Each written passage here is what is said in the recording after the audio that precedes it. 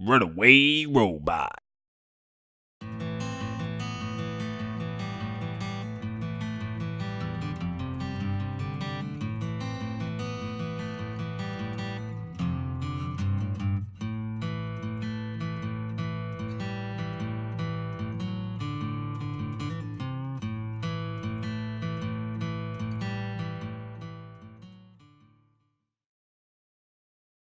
Welcome to DieFall The Aspects, I believe episode 42. I never check beforehand, and I don't know. Yeah. One of these days. Yep, episode 42. Episode 42. That's just 5 seconds beforehand. Yeah, I had to do extra prep stuff, but all of that's currently figured out. We're good to go. Thank you for being a little bit patient with some of our technical difficulties. Prof's PC decided to die and then be revived, so we're good to go now, I think. But yeah, welcome everyone. Welcome. We got 2 consecutive weeks of gameplay in a row. It's fantastic. Look at us. I'm really proud of us. Hashtag professionals. We've I know. come a long way. New year, new us. So yeah, it's been good. It's been good. So we'll start in the show top left. So Mr. Bonus Stage Rob, how you been, buddy? What you been up to? Whoa. Well, yeah, on the show you are. So. Oh, nice. Okay. Cool. I've just been living life. As you know, there's not a lot that I play off stream these days besides ESO. But thanks to I don't know, bad influence, good influence in my life, can't decide, girlfriend. She has now got me hooked on Stardew Valley. Oh, yeah? I've never played more than an hour of this game, and like I probably spent about 5 hours playing with her multiplayer. Kimma, who we know here on Runaway Robots channel, was generous enough to tip me enough to buy it on Switch. Oh yeah. That's awesome. Basically under the guise of maybe stream it but also play it with me. And I was like, hell yeah. So I've been practicing all weekend. I'm ready to go. But yeah, I've been practicing all weekend. Oh yeah, cool. That's what I'm calling it. Preparing for a potential Stardew stream. That's probably gonna happen. Oh no. Okay, cool, dude. Purely that's a personal thing. That's awesome. No, I've been having it's a really relaxing game. It's like the perfect thing to play right before bed. I like fell asleep while fishing in it, and I was just like, I've never been this relaxed. I was like, oh my god, the fishing so hard. That was the first time I played it. That was one of the reasons I stopped playing it, because I was like, I don't get it. This game is clearly above my play level. I don't know, whatever. I don't get it. I'm gonna go back to play Overwatch, and yeah, so no, I'm having a good time with it. It's a really fun game. The multiplayer is really fun. Single player is really fun. It's just awesome. And of course, I'm playing ESO as well. So nice. Is the new expansion for that drop yet, or are they still hyping it? No, it's soon. It's they're doing a stream, I think, looking at my calendar, Tuesday, I think. Yeah, the 15th, I think they're doing a stream where they're officially announcing it. They've been like, people data mined it. They've been teasing it. The teasers have had Khajiits. It's had Dragon Runes. It's had Necromancy teased. Everybody knows that the next chapter is Elsewhere, which is the land of the Khajiit, and they're adding a Necromancer class to the game. I am so fucking excited. I love the beast races in Elder Scrolls, and I feel like because they don't really fit, they go from high fantasy to like really out there. Like, there hasn't really been a game that focuses on the Argonians or focuses on the Khajiit. It's always been the human races or the elves, because that's more like high fantasy, like kingdoms and like dragon slaying and everything, whereas like the Argonians are like marshlands and the Khajiit are like deserts and like savannas and everything. So it's like to have the game have an entire, not only expansion but chapter, which is like, for ESO those are like expansions. For like World of Warcraft, it adds like a whole new part of the story and everything. Like, I'm really excited. They're one of my favorite races in the series, so super pumped. Nice, dude. Yeah, that's super cool. And I'm also, very- I I'm got very to. excited Sorry, for I you. played D&D again, and I got to say you can certainly try like 5 times, and I felt like robot, and it was really cool. It is a DM go-to, It man. was so Absolutely a cool. DM I go-to. loved it. It felt great. Awesome, dude. Awesome. I'm glad. Cool. Well, we'll continue around the top here. We're gonna go. I guess this is clockwise. So Rel, how you been, bud? What are you up to? How's it been Pretty going? dang good. Let's see. Mostly the only things I've been playing have been GTA Online, just grinding up money to get businesses going so that I can make more money, so that I can buy a flying motorcycle with rockets. Because that's the dream. That's a thing. That's thing a you can thing. do? That's the American dream. Or I is that thought like was everything- something is that like a everything mad Ignis concoction that you're trying to build? No, different parts? it is an in-game vehicle. I'm into costs it. a shitload of money, but once you buy it, you are pretty much God. I love it. It's not invulnerable at all, but it's Yeah, I a was gonna say fucking that won't make flying you a target motorcycle. whatsoever. It's really, I mean, put it this way. I think the only way you can really get shot down with it is if somebody fires a homing rocket at you, because it's not like you can shoot somebody that's flying at 120 miles an hour through the air. Girl, watch me. I'm sorry, 120? Yeah, I that's need not to- even the I need fastest to air get vehicle GTA. a little bit. Otherwise, just playing Smash Brothers. Last couple of nights, I've been doing fantastic against friends, and by that I mean I haven't been shit in the bed, and have actually won some matches because all of the people I play with Nice. online are better than me. Glad your bed is clean. Yeah. Uh-huh. Jeez, And dude. since Carmen is asking, yes, I finished Hollow Knight. Check my channel. Nice. It is finished. It is completed. I am on to a brand new LP of Shantae Half Genie Hero. This is a game that I played Yes. before. Unlike Hollow Knight was completely blind. This is a game that I already played. And this is more of a casual 100% speed run. I feel like you're mixing a few different genres. the same thing. Casual, 100%. Well, Speedrun. let me put it this way. It's one of those things where it's like, all right, I'm going to show you how to get 100% and do it as fast as I possibly can, and show Sure. you the way to do it as fast as you possibly can, because in order to get 100%, you have to kind of grind, because you have to get all the dances as well in the Gotcha. game, and those cost money. I Yes. love this game. Shantae is all about dancing. I love Dude. it. All It is- about It is, dancing. it is very good. Yeah, it's so good. Highly, highly, highly recommended. The casual part about it is that I'm not going to be speeding through the dialogue, because half the fun of a Shantae game is the dialogue. Exactly. It's so good. And Rob, on the note of Stardew Valley, I personally preferred Rune Factory. It's a bit more action oriented. Like, if you've been through the mines, right? Yeah. All right. So Rune Factory gives you various weapon types as well, and not just a sword. Uh-huh.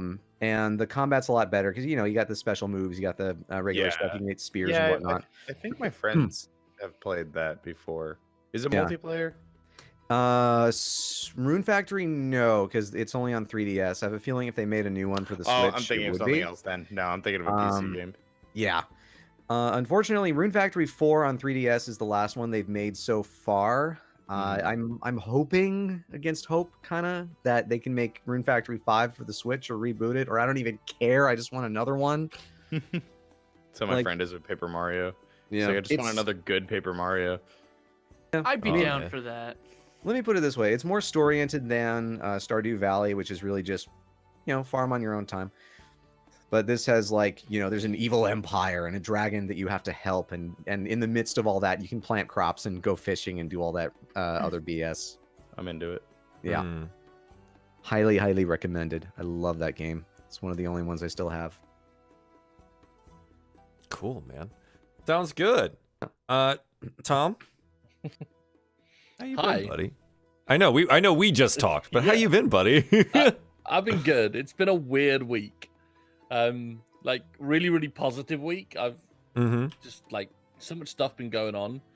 I feel like I've burnt myself a bit too much this week. I mean, I think I've averaged about 3 hours sleep a night. Oh, Most jeez. nights. Nice. It's been a lot of 3 and 4 a.m. bedtimes. What's been going Um, on? I mean, that would culminated today with like a 3 a.m. bedtime last night, and then a 6 a.m. getting up for work today, and then an 8-hour shift. It was like, Jeez, dude. I gotta rethink myself here. But I mean, to be honest, it's been so much networking and so much like work in esports this week. I've casted 2 tournaments this week, which was absolutely fantastic. Would have been 3. Unfortunately, I was booked to cast a 2v2 tournament, which had like 45 teams entered into it yesterday. Jeez, dude. 30 minutes before it happened, my internet went. Oh. Literally everything died, and yeah, I had to cancel at the last minute. But that tournament runs every 2 weeks, so hopefully I get in on the next one. But that was the biggest. It had the most entrants that they've ever had last night in that tournament. Damn. Nice, So, dude. but it's really exciting. The casting is going well, but it's super hard. It's such a different skill set to what I'm used to. On Friday, I did manage to get. So I've been casting like solo for a couple of weeks, which is really hard to fill like empty space by yourself. But Friday was the first time I was able to cast with someone else, and he's actually like one of the professional Premier League Paladins players that I got to cast with. Oh, nice. Which was amazing, like just to feed off of his knowledge of the meta and stuff. I was kind of blown away. I had some nice feedback after the cast, but one of the things Scott said was like that guy talked a lot, and it kind of pushed you into lots of kind of stuff. I was like, but the thing is, like, he had so much more knowledge than me. It's like I just wanted to let him run with it, you know? Sure. But I mean, yeah, that was great. The strange thing is this esports stuff. I'm absolutely loving it, but it's kind of taken away from actually playing stuff. I think I've only streamed once this week where I've actually played Paladins. Jeez. And then Friday night I stayed up late for Great Canadian Guy's 12-hour stream that he was doing. So I did like midnight to 3 a.m. my time playing GTA Online with him, which both of us were not impressed with at all. Really? GTA Online it was such a hassle. I mean, it took us 45 minutes before we could actually even like party up and get in the game at the same time. Together. Really? Oh, that's yeah, jeez. it was a hassle, man. That was And then not it my was experience personally. The missions, we didn't find the missions particularly interesting. Like I think we both agreed we preferred the story mode better, to be honest, with GTA. But it was fun playing with John because he's a really funny guy, and we just tear it up together. So that was great. Good. Yeah, man. so hopefully carrying on that momentum into next week, along with balancing things a bit better, so I get some more sleep. That's the plan. I was gonna say, yeah. Try to get some sleep though, man. Yeah. Try to get some sleep though. Cool, dude. Prof, Yes. how you been? Other than the computer dying today, how have you been? I've been good, actually. Pretty good. Like, work's been pretty good. Getting ready for the 3rd season of Kindred Spirits to air at like the end of the month. So crunch time at work. Nice. But other than that, I've just kind of been like playing games and just hanging out. Last night, I introduced Tinknet to Breath of the Wild a little bit. She played for a couple hours. And I wanted to send something particularly to Rob, but I forgot to because I was just so enraptured at and amazed at how she could do this for like 20 minutes. She was trying to stack pots for like 20 minutes in the Temple of Time. I was cracking up. It was just so funny. But she was having a blast with it. That feels like a very Tink thing. Yeah. I know her IRL, and that feels like something she would do. She was stacking pots and had like 3 to 4 near-death falls where she just barely grabbed the wall again before dying. I love it. And yeah, it was hilarious. But I think the biggest thing is that I've started doing some like Adobe tutorials, like following some that are like built into the programs that I discovered recently. Like if you go onto the help tabs, they're like for Illustrator specifically, I've just been kind of playing with that, trying to see if I can learn the program 1 and 2, like get become like masterful at it. Sure. So I can make some really cool stuff. And honestly, it's been helpful, like even for someone who's slightly familiar with it. And I think it's something that everybody should look into if they're interested in using the Adobe suite or anything Adobe related, because they're there as long as you have the Creative Cloud or the suite or the program. Oh, geez. Normally, I just watch a lot of YouTube tutorials. That's what and I would do. That's how I get through stuff. Yeah. Normally, Cool, that's what I man. would do, Cool. but they give you like projects and stuff, so it's like, oh, all the like little things I can like make or like do to learn it. It's all right there. It's super cool.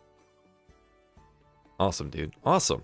Well, I'm glad everyone has had an excellent week. It's good to see all of your bright and shining faces again. It's nice. Do you guys want to play some Dungeons and Dragons today? Nah. Heck yeah! You want to play Yeah, some? Sure, You let's do it. want to do some stuff? Yeah. All right. Try.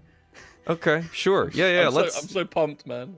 Let's do it. Dude, Tom, I know. So just before this, additionally, a reason that we were a little bit late, Tom and I finally got to sit down and talk about some stuff about, I don't know, throwing away his patron like yesterday's trash, and then what kind of consequences that shit's gonna have.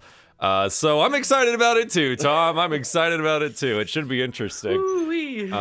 Yeah, some setup for that was done last week, and we talked about it. But yeah, so let's talk goals real quick. Currently, your party goals are get back into the Two Stones' good graces.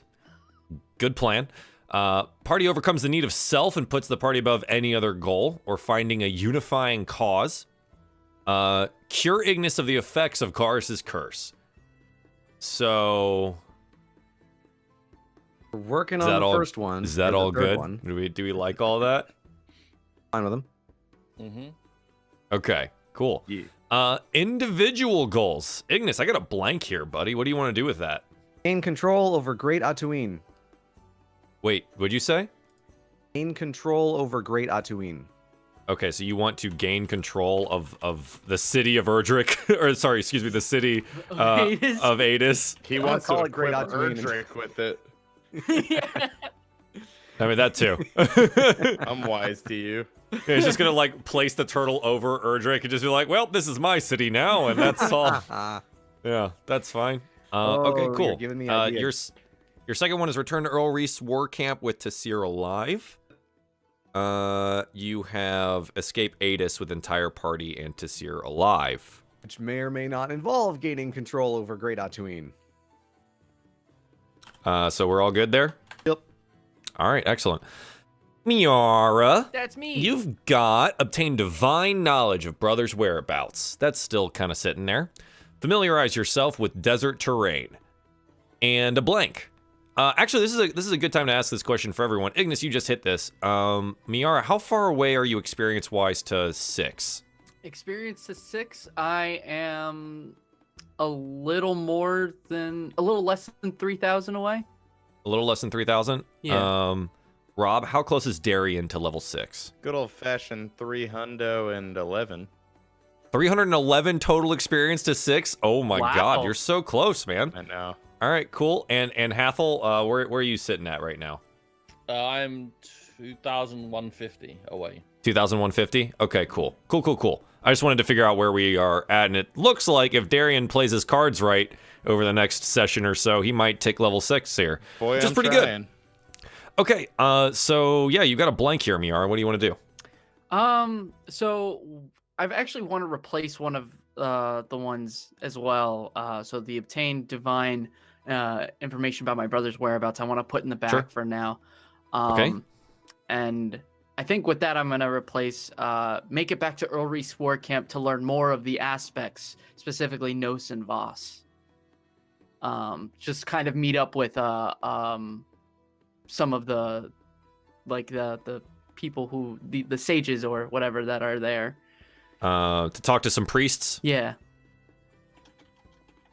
And you said specifically Nos and Voss? Yeah. All right. And then this one specifically on my terms, I want to earn an ally in Etal. Okay, so you want to ally yourself with Etal personally. Okay. Sure, why not? You could probably figure that out, right? We can certainly okay. try. Yeah, right. You can definitely put some effort into it. Cool. Great, Darien. You've got familiarize yourself with desert terrain. Okay. And everything else here I have is and evaluate Tasir's health after being in the thrall of the beholder.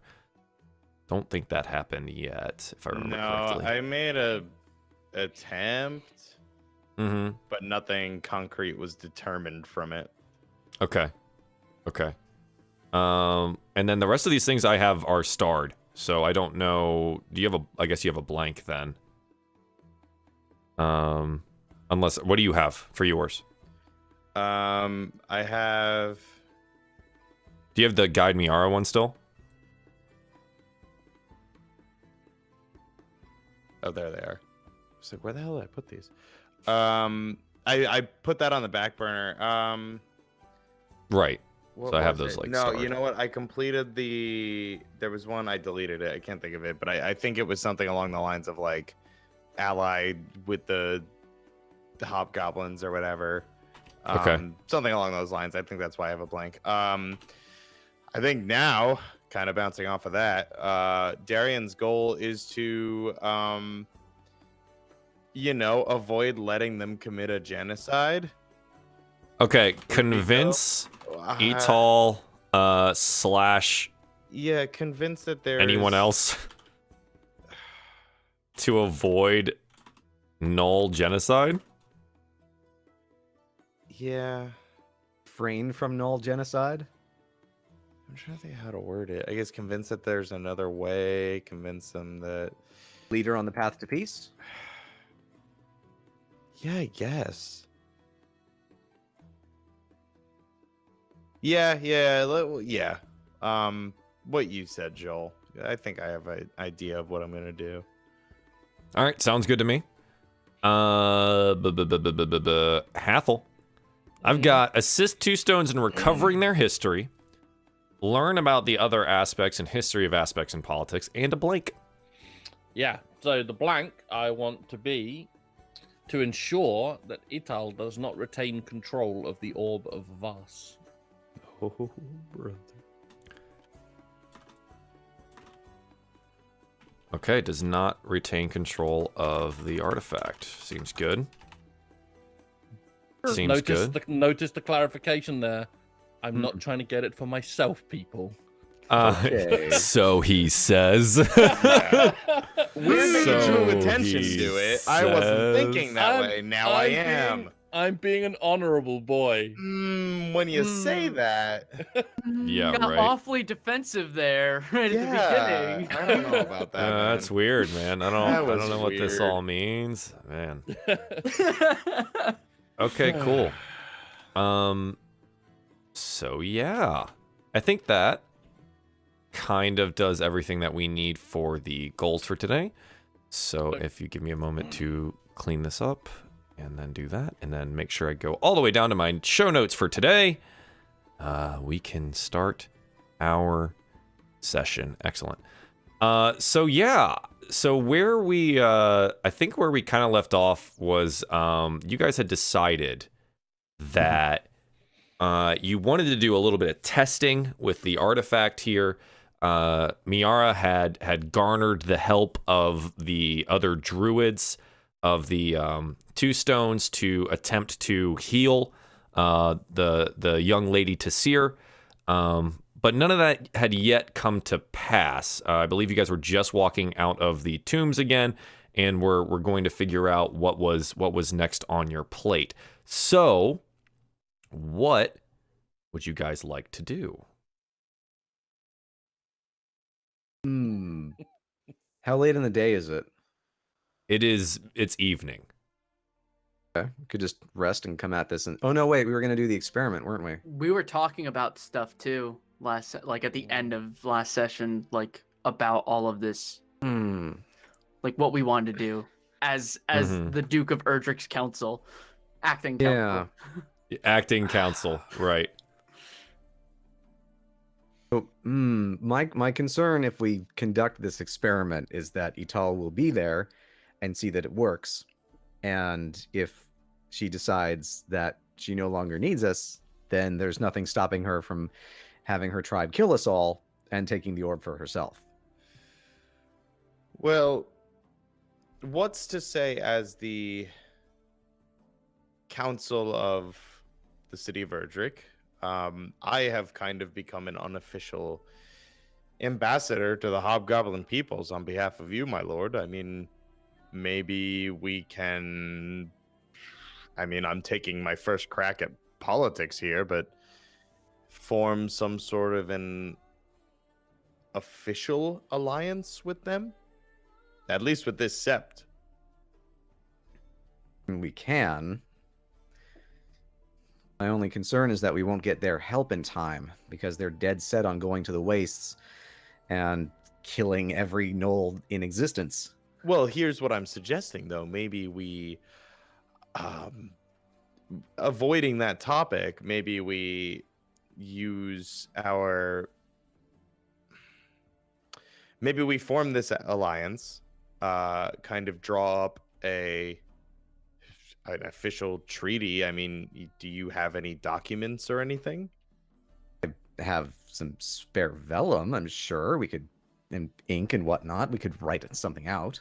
And, I mean, as shady as it sounds, maybe we just trick them into signing away the ability to go commit a genocide. Darien, are you suggesting using legalese to take away power from a potential ally? Well, when you put it like that way, my lord, I don't really Just gonna feel clap great him on about the it. waist. My boy, you're learning.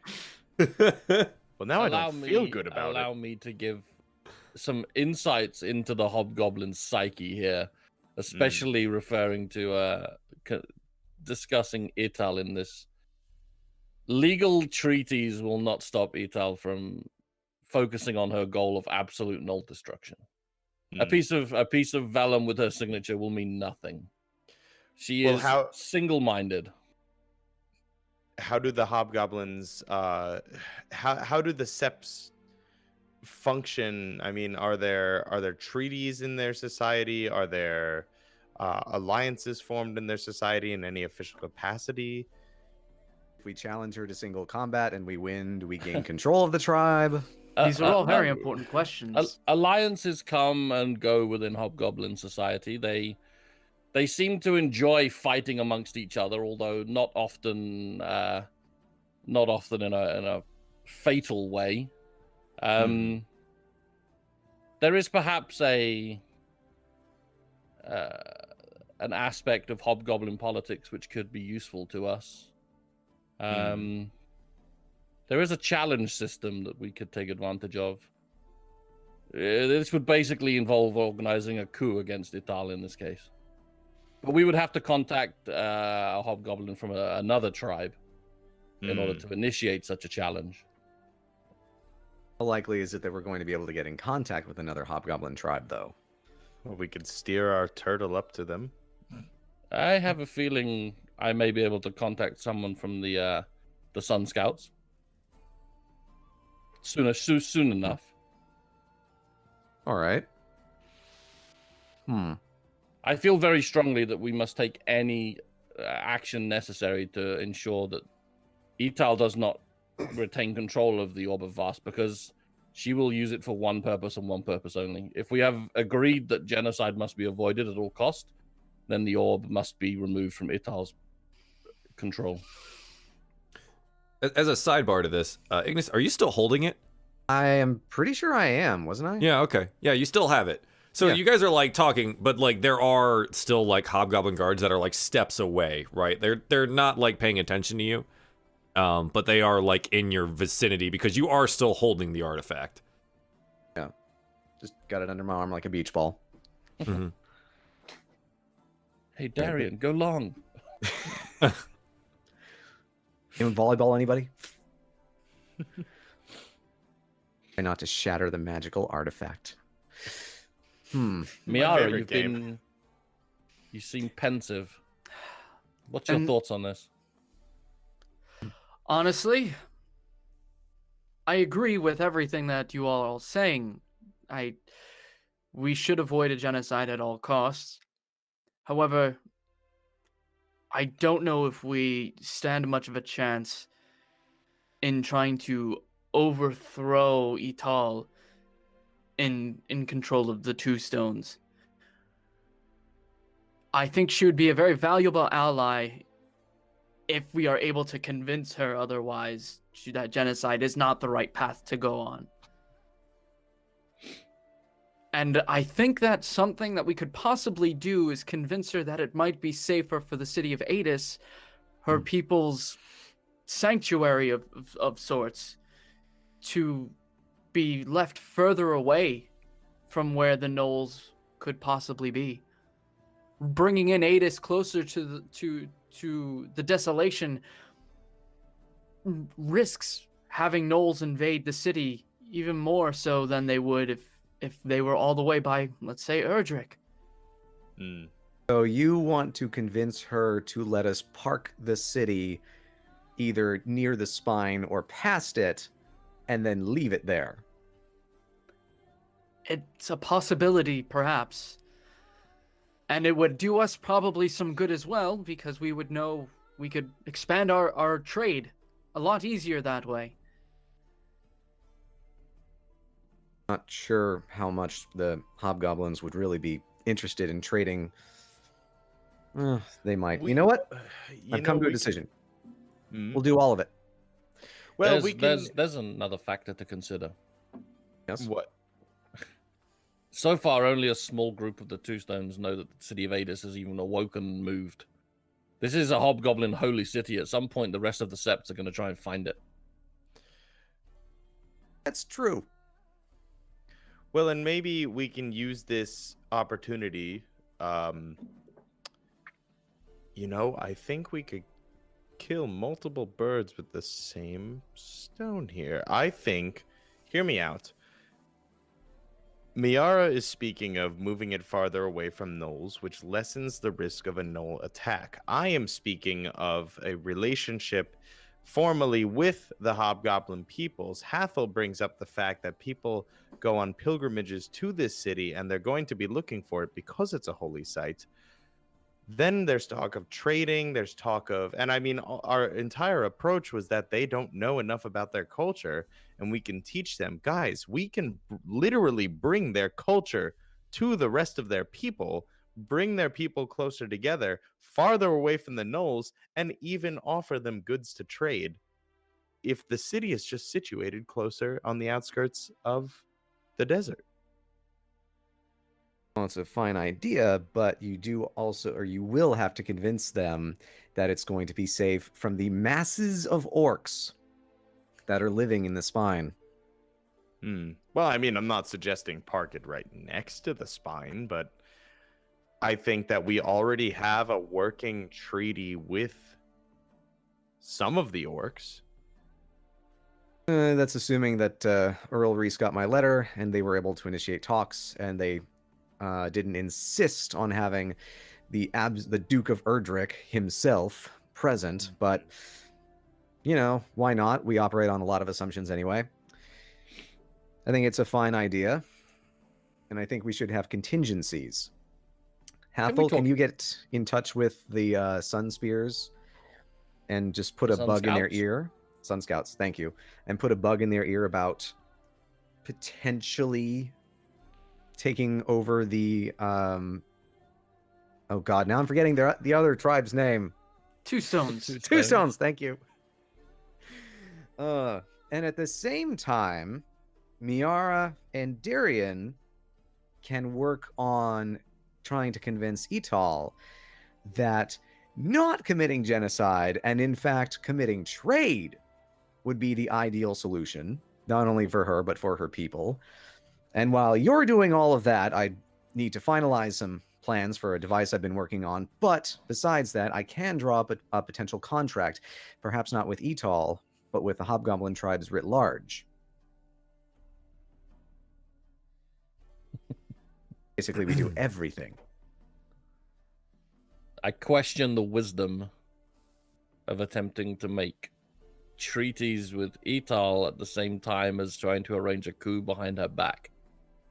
Well, you don't have to outright say that we want to have a coup. You can just let them know that, hey, the city of Adis is moving, and it's going in this trajectory. We'd welcome you here. I think if we convince her of the pros of moving Adis further away from the Knolls, she'd probably be more for it. And we don't have to say a nasty word like coup in front of anyone. I'm confused. Everything you're talking about, the relocating the city makes it sound like we have control over this giant, ancient, sentient, primordial being. And we might not. When we get into the chamber... Even if we have the ability to maintain control over this creature, where do we stand ethically on controlling another sentient creature? I mean, we're already talking about avoiding genocide. How is slavery any different? Well, as far as I know, the only thing it wants to do is eat. We're leading it to food. If it has other things that it wants, we can make arrangements to provide those needs. We also don't know who its masters are. You claimed that it had the masters in our last conversation. Mm-hmm. Maybe we could even serve as to try to help it find out who its masters are and maybe where they've even gone. Yes, we can certainly arrange a quid pro quo.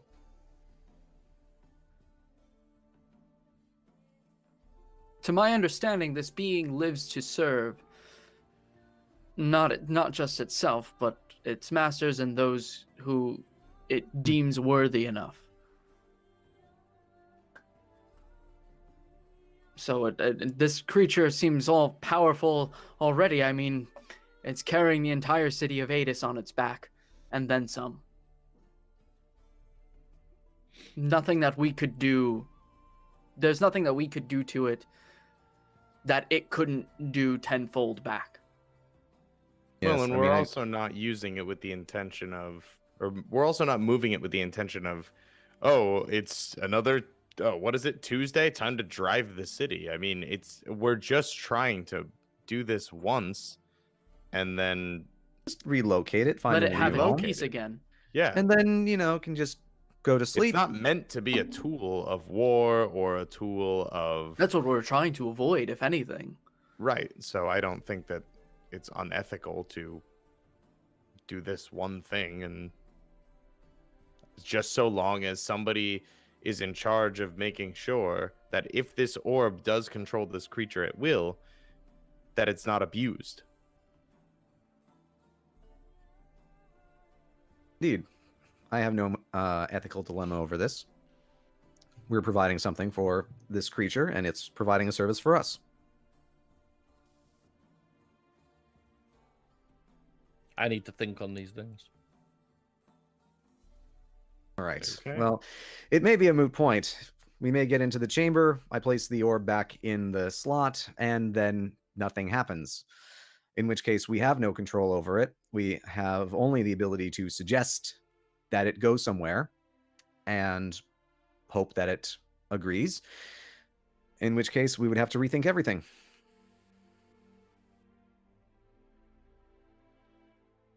Let's just try and figure out what the orb does. Certainly. I think that's definitely our first objective. Yes, indeed. Okay. Is that your first objective? What would you like to do? Well, yeah, I think so. If it's... No, wait. I think the plan was wait until it stops moving, just so we don't accidentally put it to sleep in mid-stride and then tilt the city, I guess. Mm-hmm. I mean, so you've all noticed that, like, as evening has happened, it's been moving for about 2 days now. When night comes, it tends to not move. All right. Okay. It seems to travel mostly just during the day. Yeah, I think then the objective was to do the experiment. Yeah, do the experiment with the orb and then hopefully get some sleep. Mm-hmm. Yeah, I mean there was a couple things that from last session you guys were gonna do. So yeah, the thing's like not necessarily moving anymore. It's getting later in the evening. It's becoming nighttime. Miara, you remember that the druids Yep. said that they would they offered their services to try and heal the Lady Tasir this evening. So it is approaching the time when you probably want to go contact them. Yes. Ignis, by the way, if you do recall, the druids had said something about checking on your sister sometime this evening. They were going to do some sort of circle prayer of sorts to see if they could wake her. How would you like to proceed with her? You take her to them. I've never been one for circle prayers. I'll conduct the experiment with the orb. All right. Darien, would you join me just in case they decide that they want to take the orb from the small one? Yeah, when you put it like that, probably a good idea. Okay. Hathol, I assume that you're going to think on things, or would you like to accompany me with the Lady Tasir? I need to go think. I need to go meditate. All right. I need some alone time. All right. All right, so you guys split up your separate ways. Let's go ahead and just follow Ignis and Darien as you both return into the tomb behind you guys. The hobgoblins kind of look around a little bit confusedly, the ones that have been escorting you, but like they quickly branch off, and like 3 of them follow you guys back into the tomb.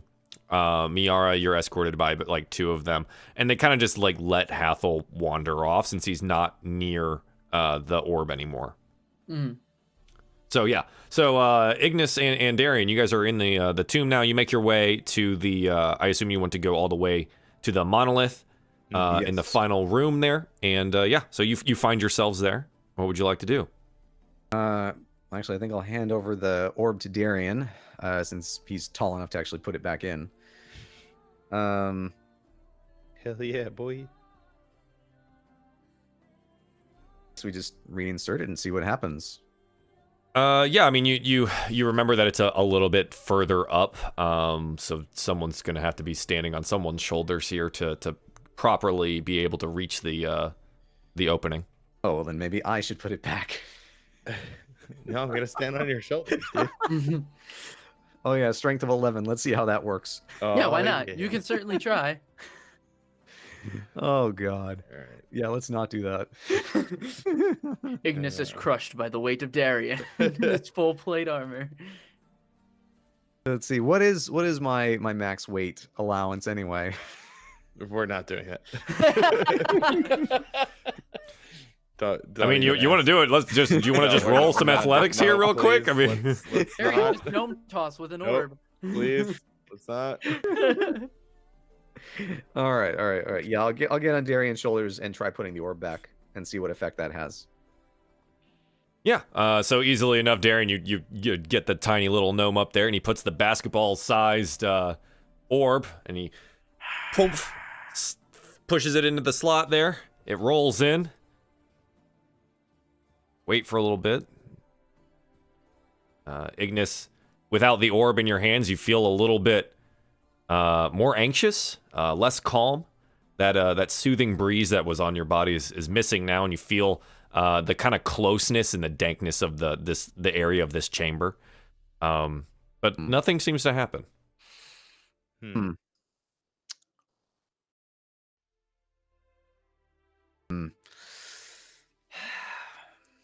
My lord, I don't think it worked.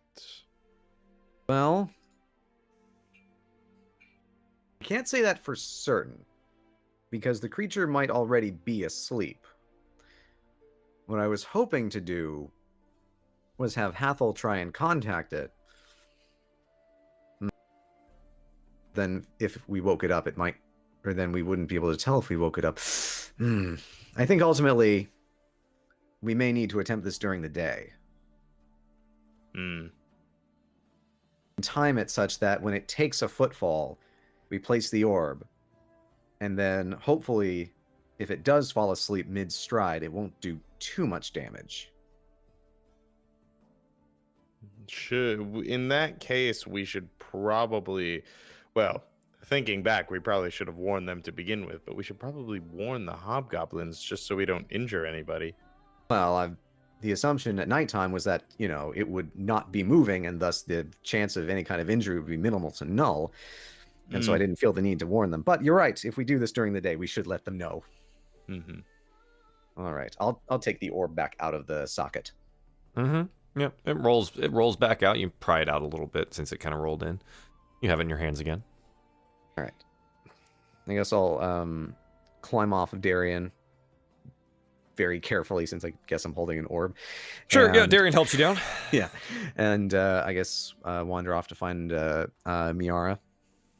Yeah, so while you guys were doing this, Miara, you made your way over to Elos, the hobgoblin that seems to know, or the hobgoblin druid that seems to know enough common to communicate with you. You find him as you're carrying the small girl, and he regards you and nods. Greetings. Yes, of course. It is time then, yes? I believe so, yes. All right. Are you and your fellow druids ready? Yes, give us a moment. And he turns Absolutely. around and starts speaking in Hobgoblin to some of the other, like, similarly brown, robed, clad hobgoblins around him. They say some things, and there's some gesticulating with their hands, and then eventually one of them trots off and returns with about 4 more of these druids. And you see now that this is probably most of the like druid contingent in the camp. There seems to be 8 of them, so they're there all together. Elos turns around and looks at you and goes, "The girl, please." And he like holds out his arms. Yes, and I'll hand her over to him. And is there anything that you require of me during this process? Just stand back, be quiet. All right. I mean, he nods, he turns around. The rest of the druids have kind of formed this, mostly this circle, and he goes, walks through the last remaining opening of the circle and lays her down in the center, and then takes a step back to the outside. They each, in turn, kind of kneel down, and they start drawing various symbols in the sand. And you see after some time that each of these kind of like swirling symbols end up connecting with the druid next to them, and kind of form this like swirling ring of these runic symbols around Tasir as she lays on the sand in between them. Eventually they finish and they stand and they begin chanting in this kind of like this low hum of hobgoblin, and it seems to take some time. You're standing there for probably 5 to 7 minutes, but eventually you see them each extending a hand outwards towards the Lady Tasir on the ground, and this soft golden light lights up each of their individual palms, and you see as these like little motes of light extend outwards from the palms of their hands and start like suffusing themselves into the Lady Tasir's body. You notice that like they somewhat, as soon as they have contact with her body, they seem to act like droplets of water, and they coagulate together and then become larger pieces of this like golden light and enter her body. The largest of which ends up on her forehead and then suffuses itself directly into it. As that happens, you hear a sharp intake of small gnomish breath. And then the Tasir is just looking around wildly. Where am I? What's? And she's surrounded by these hobgoblins with like various piercings and metal on their face and like these brown robes. And she seems confused and scared. And she kind of like she gets up a little bit and is like kind of curled down into a crouch defensively. And she seems to be looking around worriedly. Are they still performing the ritual, or no? They've stopped. Okay. Elos has like kind of backed off and turns around and looks at you. Okay. I'll approach slowly. Hello, Tasir. I hope you're feeling better. Please remain calm. We just had to try to heal you, as it were. Ignis is coming around soon enough. Yeah, I think that's a perfect time. It's been enough time now that Ignis would have made it out of the tomb, and you see this like off to the side, this druid circle, and your little sister is kind of standing up in between all of these things, and you see Miara has approached her and is like down on her level, trying to calm her. Let's shout, Tess, and then run up to her. Yeah, she looks over, Iggy, and she kind of, you know, she puts out her tiny gnome arms, waiting for you to get to her. Trying to think of one of those songs that usually plays, you know, during the slow-mo scenes of two people running toward each other. Dun dun dun dun dun dun dun dun dun dun dun. Yeah. Anyways, Thank you. so yeah, you get over to her, and she tries to give you a big old hug, and she like buries her face into like your belly area. She doesn't come up very far on your body. She's like maybe 1.5 feet tall. She's itty bitty. It's adorable. Yeah. She also Oh my stabbed the goodness. shit out of the two of you. Yeah. 1.5 feet tall gnome girl almost killed you guys. Anyways, yeah, so she's like, I've been she's there. almost killed by less. Yeah, she's there, and she's like slightly crying. You can feel like the dampness getting onto your shirt. Oh my goodness, I didn't think you would wake up again. Nikki, what happened? Where are we? What's going on? We're in a tomb? Dungeon? I mean, you're outside of it now. Oh, we are? You're like, okay. yeah, you guys left. They were like off to the side out in like the portions of that tent city they had built, and they Okay. had made like a circle. We're in a city called Adis, part of the desert. Perhaps soon not to be. It's kind of a long story. What's the last thing you remember? She looks up at you and she's, scorpions being chased. I remember Colin Slew dying, and then I had to run. I ran so far, it's so fast, but I felt this friendly presence, and it was talking to me, and it said I could come hide where it was. So I ran, and I went and I hid. Well, that friendly presence wasn't so friendly after all. It tried to kill all of us. We all nearly died. She looks up with you like wide, panicked eyes. He wasn't a friend? Yes, he was most definitely not a friend. Also, he's very dead now. At this point, Darien, I think, will She's just go like- over and, Yeah, Miara's stepping into at this point. yeah, maybe take a gentler approach with the Yeah, she frightened like child. sees Darien come up and she gets all excited. Darien! And she like gives you a big old hug on your calf because she can't really get any higher than that. So Tessir, my lady, how are you feeling? I assume you've come down to like kneel in front of her, and she takes this pose and then like smooths out her shirt like a little bit. Like she's basically wearing rags still. Mm-hmm. Like you guys haven't like reclothed her or anything. She's just in like these torn up, like somewhat peasant clothes now. And she's still got like this terrible, like weird ratty haircut. And she looks, oh right, Lady Tessir, lady. Yeah, being a lady's hard, Darien. I wouldn't know. So much Not responsibility, since college. and sometimes the people that you think are friends aren't friends, and they try to kill your other friends, and then you sleep for a long time. And can we go home, Darien? We can, my lady. I would love to. They're hopefully on the way. We're trying. It's a lot has transpired, but the good news is you're with your brother, you're with your friends, your true friends, and we will protect you. I hope so. The last ones that tried to protect me ended up dying, so don't do that. I'm I Trying my will best. certainly try not to. gonna squat down, and Balmiar's kind of like close by me. We haven't mentioned him in a little while, but Oh yeah, he exists. Yeah, I mean, he's there. I mean, he's just always He's a thing. there. he's there. He's just right. there. but I'm Yeah, gonna, she doesn't know Balmiar. Yeah. So No, just no. like looks at.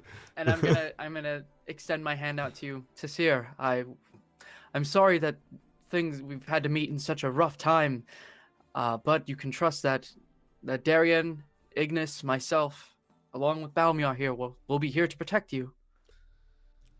Yeah, she You're not here, takes Hathol. she extends her hand out and like shakes your pointer finger essentially, and she goes, "Well, it's good to meet you and another friend of the city of Erdrick. Yes, my name is Miara, by the way. I am the Lady Tasir Erdrick." And she's like super proud about it. Yes, my lady. When you grow up, you're going to be a fine leader of Erdrick as well. She like looks over at Balmiar now and is just like staring at him wide-eyed. That's a really big kitty, and the one we had at home was much smaller, but still almost my size. Actually, I'm pretty small. And then she like, can I pet him? I'll look over to Balmiar and just kind of give him a nod and say, just raise your hand downward like this and let him smell you. She goes, Don't worry. Kitty, smell me. No, Balmiar like nuzzles up and smells her, whatever. Obviously, he does whatever you say. And so, yeah, she starts stroking Balmiar's nose. Be gentle, be gentle. He is a little sensitive. I like him. He's got really big teeth, too. She like kind of like pokes her hand in there and like looks around. Be Wow. careful. Be careful, be careful. He will protect you Actually- too. So be If sure. you to be want on a souvenir of our journey, and I'll pull out one of the beholder teeth. Oh Jesus! What's Um, that? Don't say what it is. It's just a souvenir. One of the things we managed to take off of So the many sharp. dangerous creatures that we've encountered. Okay. Okay. She like holds out her hand. I mean, the tooth for her hands, it's like this big. So it's like the size of her face. So Wait, like how she's big just was like, that thing? I mean, it was a large creature and it had a large mouth full of many large teeth. Okay. I don't know how many times I can say large, Well, but Joel, was it large? I believe it was large. Alright. And you have to remember, she's very Okay. small. She's very, very small. She's So like petite. anything that's okay. Okay, anything that's here. big is enormous to her. Here, Tess. How about I hang on to that so you aren't having to hold that all the time, and once we get home, I'll give it to you and you can put it in your room. Okay. And she like gives it back to you. Gentlemen, as much as we'd love to converse with the lady, I think it's time that we'd probably try to get her cleaned up. Tasir, would you like that? She looks up at you and she's, can you make me pretty like you? No. Oh. Even better. She goes, okay. And I think we she's, could all use she's a like all bath. bouncy and happy. Okay.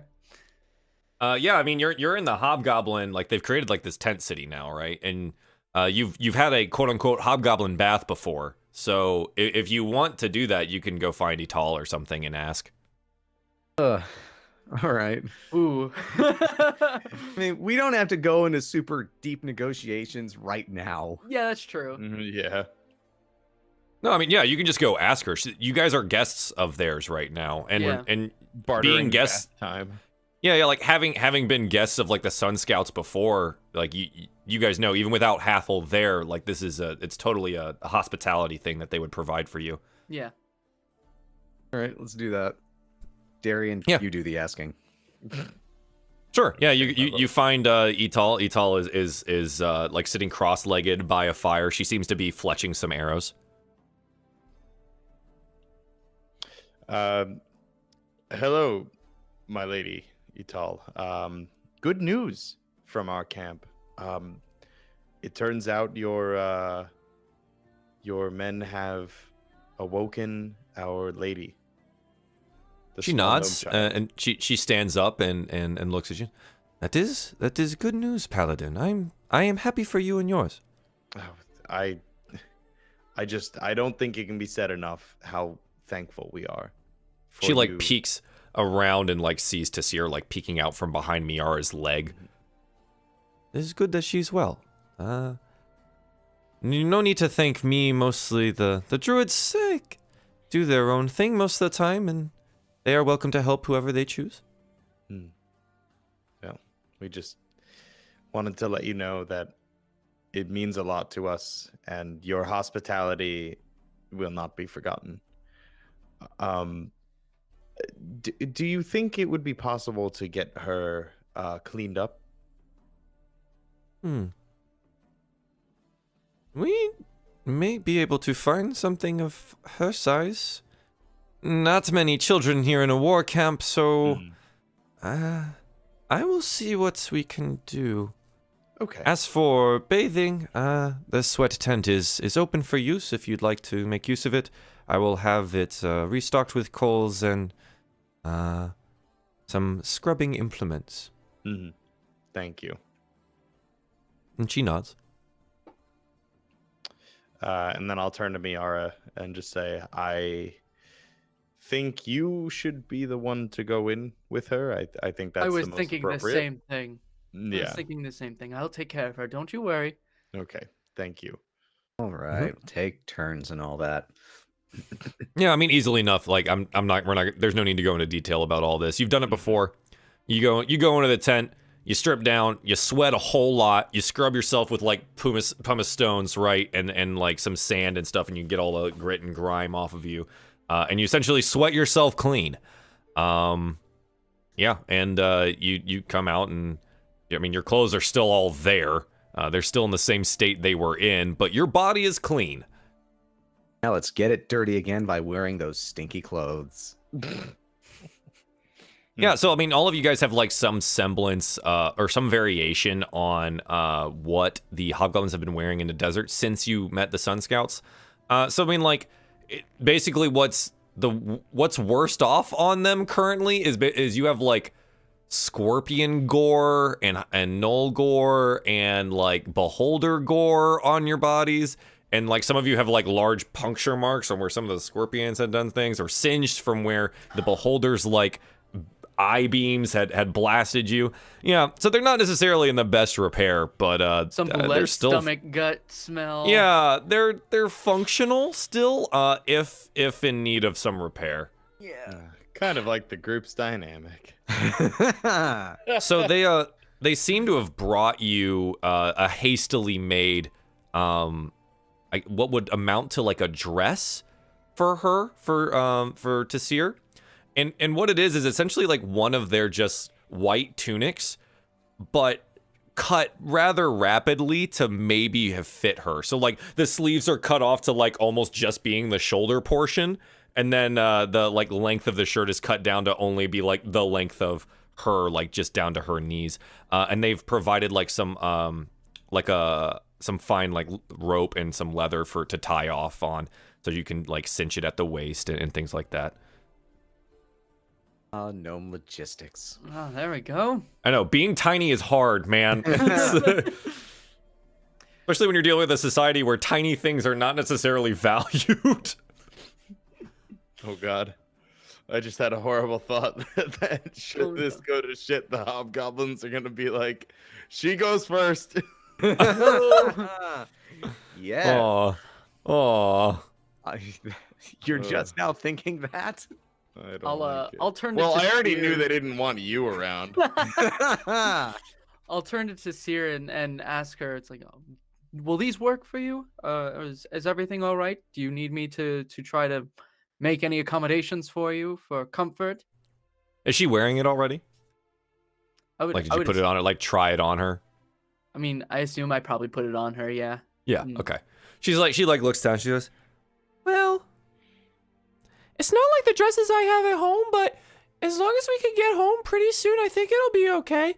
And she's got these like weirdly, because rather than, she doesn't really have any other shoes. She just has like the same leather boots that she like had from the goblin camp from forever ago. So she still kind of has like these little goblin boots on, and they go up to like almost past her knee, right? And yeah, so she's kind of just tromping around in this, wearing this like white linenish dress with a leather tie across. They did provide you some shears if you wanted to like cut her hair in any way. Yeah, I definitely want to. I'm gonna try to do her hair a little bit similar. Sure, yeah. So to like you would have my done own. that like in the sweat tent or something like that. Well, she doesn't have much left. They had cropped it all off essentially. Okay. So she had basically like just kind of had what almost amounted to like a bowl cut, except way choppier because they probably did it with like a blade, like a dagger of some kind. Okay. So like you can clean it up, but it's also still very short. Yeah, I'm gonna clean it up. Give her a cool cut. Yeah. So yeah, you cut it and clean it up, and she seems appreciative. She like runs her hands through her hair sometimes, and well, it'll grow back. Yes, and we'll make sure it looks even more beautiful than it already does. And she like looks up and gives you a big old gnome smile. Don't worry, we'll make sure you get back home safe and sound. All right. You just got to make sure that you do exactly as we say, and be careful. And she nods. She goes, "I'll just stay by you and the kitty."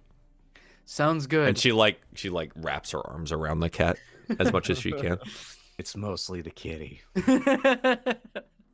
All right. Yeah. So I mean, like those of you guys that were there, you're all cleaned up and stuff now. So. All right. You just need new clothes and new everything. I think So, that's going to be on our main agenda when we get back. So while that was all happening, I think this is a perfect time for like, oh, you guys are like bathing and cleaning her up and doing all this stuff. Hathol, buddy, what have you been up to?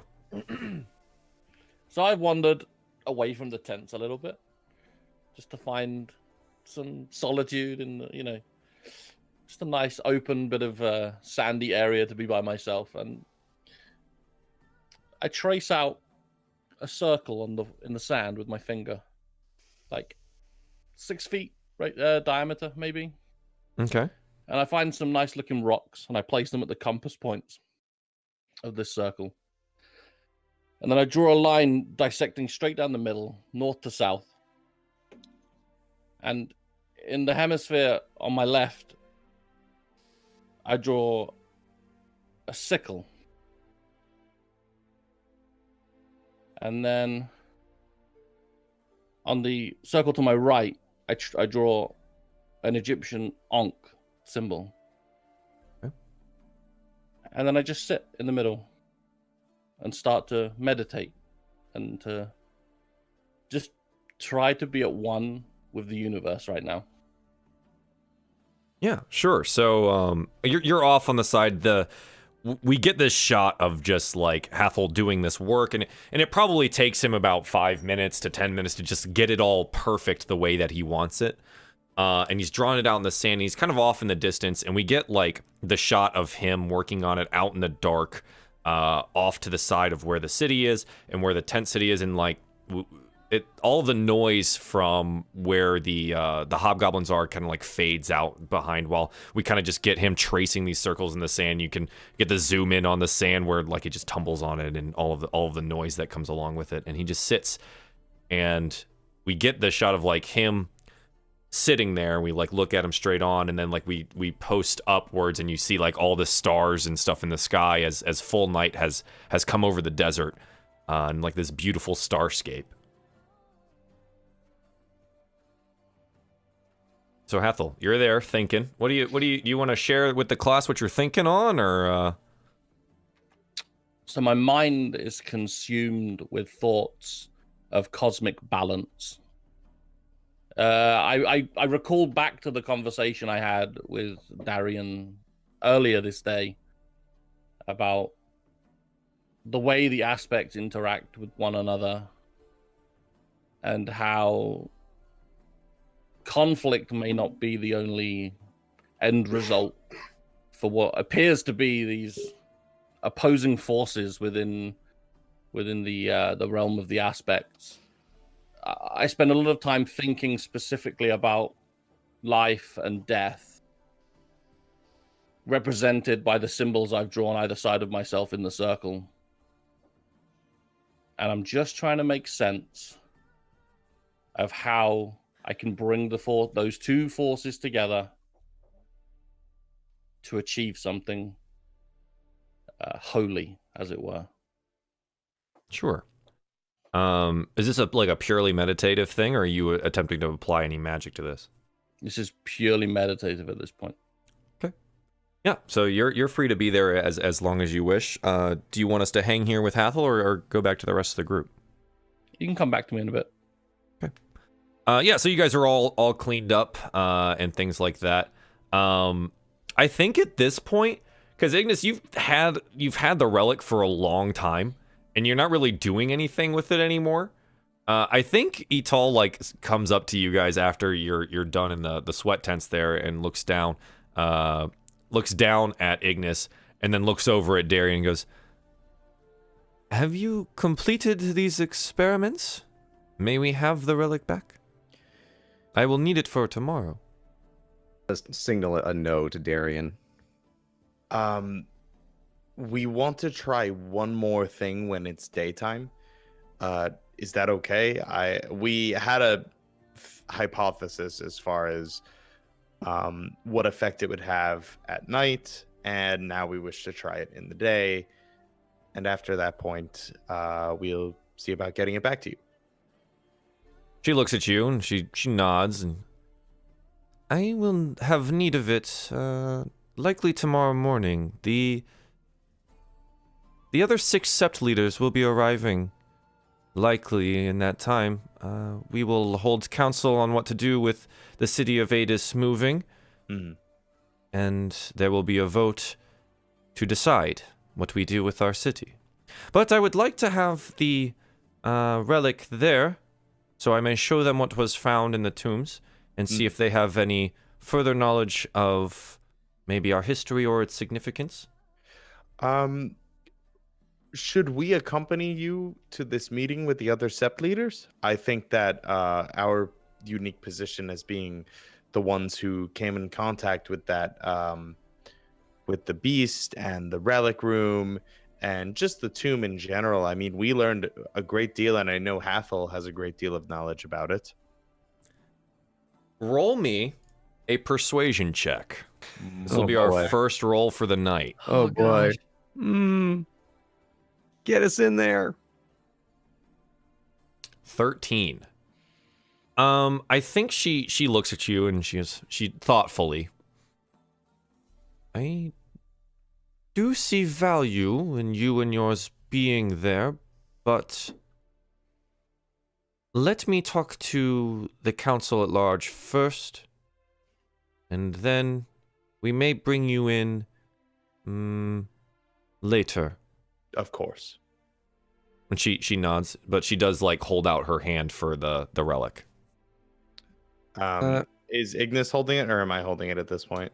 Ignis is holding it. She's not looking at him, but she's held Holding it, out her hand lower to him. I turn to Ignis and I give him a reassuring nod. Would it be possible to stay by the orb overnight? It seems to be helping with my wound, and I'll point to the gaping hole in my side. Her eyes go a little wide, and she goes, "How?" And she like addresses you, and for the first time, you feel like a little bit of respect in her voice. "How have you been walking around with the wound like that?" I mean, and she kneels down and looks at it and like starts poking at the flesh around the circle. okay, technically I can't feel that, but it's She starts still a like little muttering weird. in hobgoblin to herself. And then she stands, she looks down and she goes, "I may have misjudged you. If you need to stay with the relic, then you will be under full watch for the whole evening. I won't have you sneaking away in the night." That's perfectly acceptable. "But I will need it first thing in the morning." Absolutely. Is it possible? We'll need to conduct our experiment before you have the meeting if you intend to have it there. Well, what time will the meeting be? We should conduct it.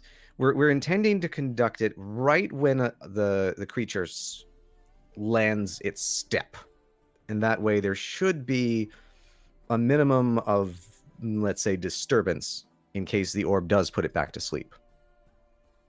She looks and goes, "The flight of the eagles that will bring all 6 here. I would assume that most will be here just after first light, but some are traveling further than others. It may take some time. Morning. We do not necessarily have a direct time when you travel across the desert."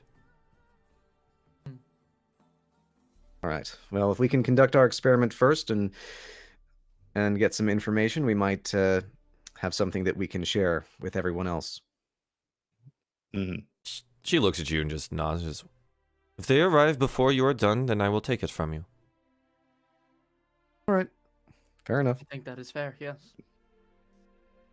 And she just turns around on her heels and she shouts something off into Hobgoblin.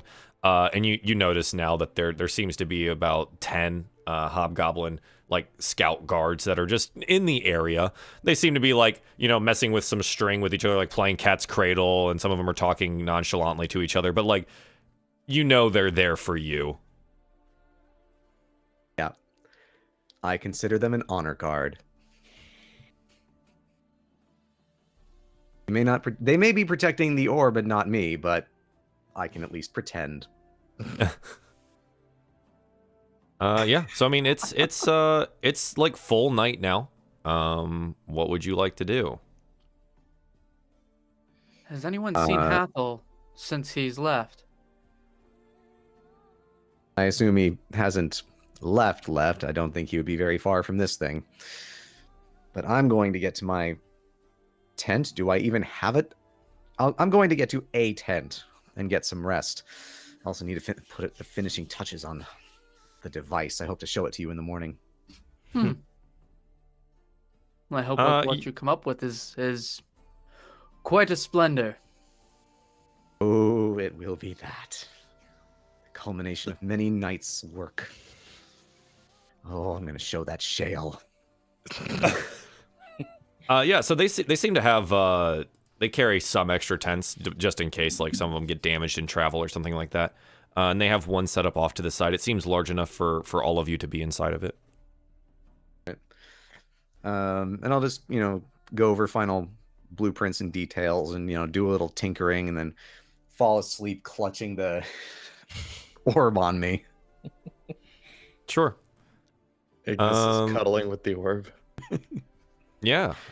So what else are you guys doing? Is Tasir asleep yet?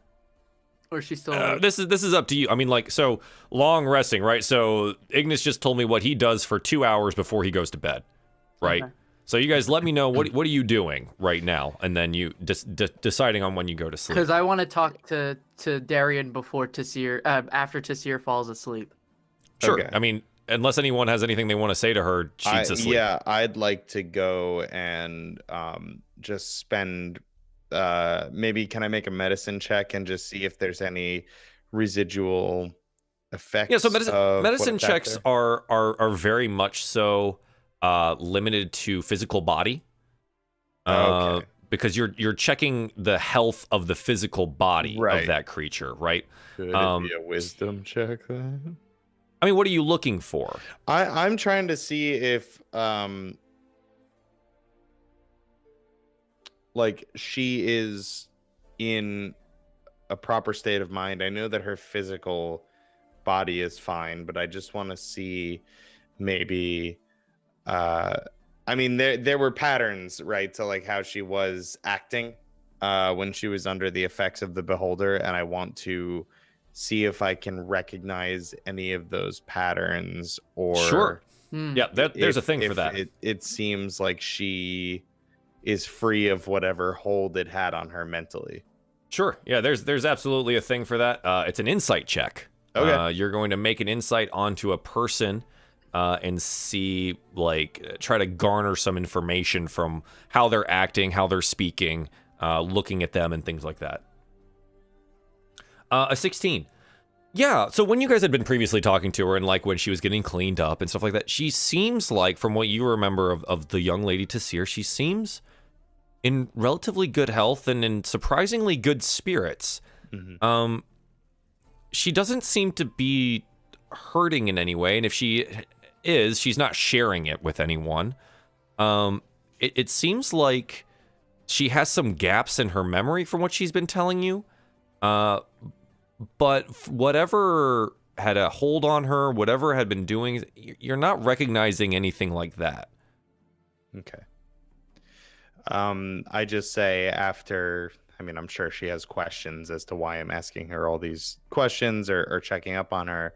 I'm just going to say that, Your brother and I spent many a night worrying about your safety, and I am just relieved to have you back with us, Tessie.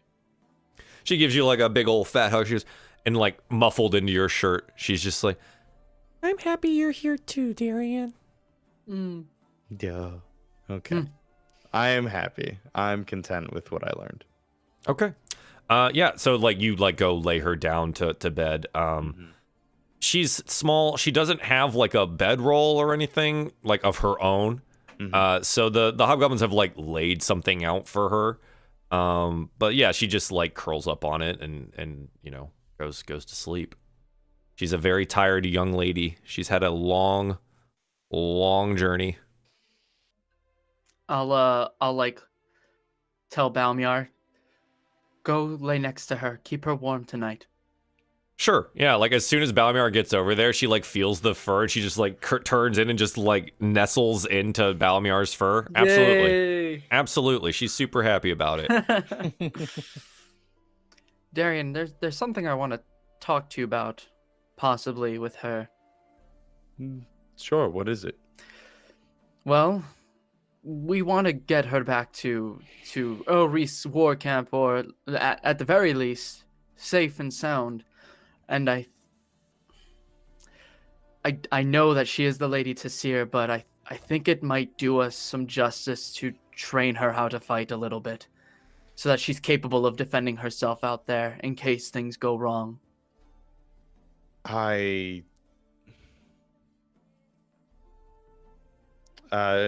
DM, how old is she about? Did she say 8 or 9? Yeah. Yeah, she's like maybe 9 years old. Miera, she is a child. I understand.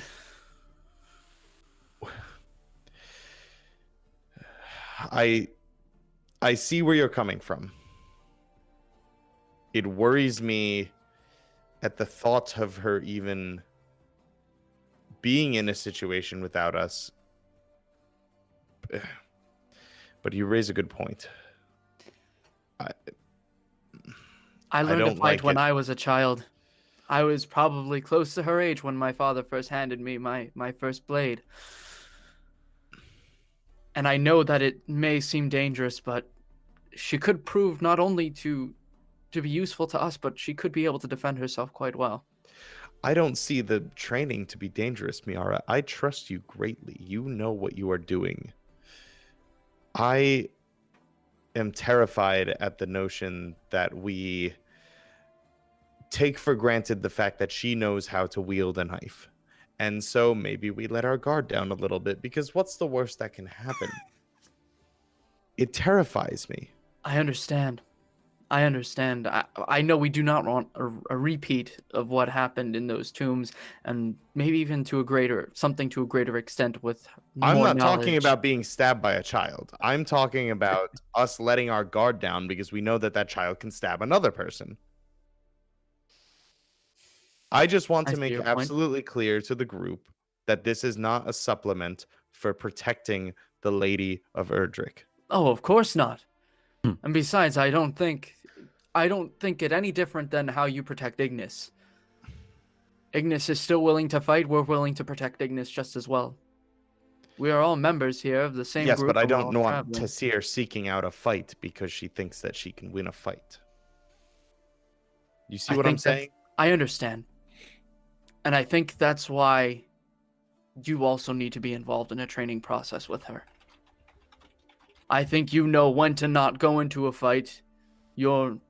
I hate to say it, oftentimes a little more level-headed when it comes to situations like that. If you remember back in the mines, I went a little loose and hunted down some of the orcs that were in there. I think between you and I, and obviously I think this is still something we need to discuss with Ignis, seeing that he is her brother, I think between you and I, we could at least have her be capable in an emergency. We'll talk to Ignis. Absolutely. I figured I'd just bring it up with you first. if you would be willing to do such a thing. Thank you.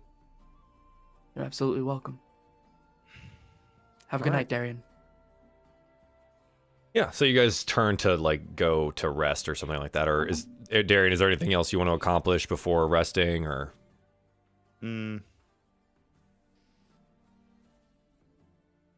Has Hathol returned yet? No.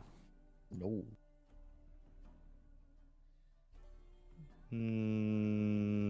No, I think I'm good. Okay. Miara, is there anything else you'd like to do, or are you good? I think I'm Good. okay right now. All right. Well, I was going to say let's jump to Hathol, but I think this is also an excellent time for us to take our first break. So we will take a brief break, about 3 to 5 minutes here, and then we will see what Hathol has been up to. We'll be right back. Thanks, guys.